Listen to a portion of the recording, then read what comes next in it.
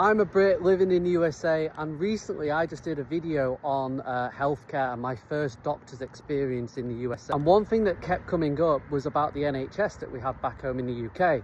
Now, the NHS is an amazing thing and it's under threat at the moment because of from a sustainability point of view. But one thing I wanted to clear up about us having free health: you only get free prescriptions if you're on welfare.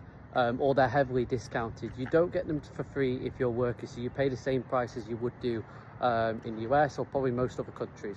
Where it is really good for you is, let's say you have to go to the emergency room, you're having a stroke or a heart attack or a broken leg, it's going to be there for you. You're not going to get hit with a massive medical bill. However, if you're waiting to see your doctor on an issue that is non-urgent, then the waiting list can be really long. So you're talking like maybe 16 weeks before you get referred.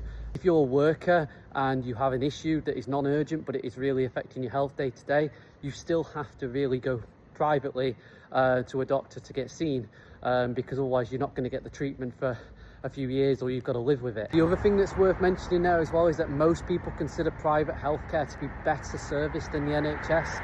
So they are more advanced things that are available that you would not be able to receive on the NHS. So if your health is your priority and you can pay, a lot of people will still opt for that.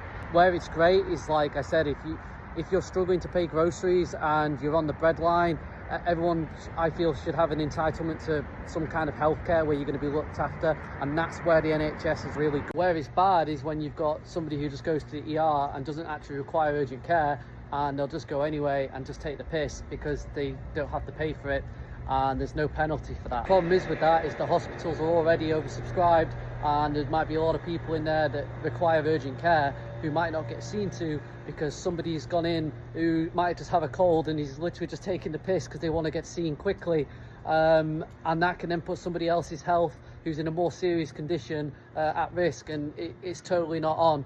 So I don't know what the balance point is. If you have a good take or a view on it, comment and let me know, and maybe we can come up with something that's going to be better for everybody.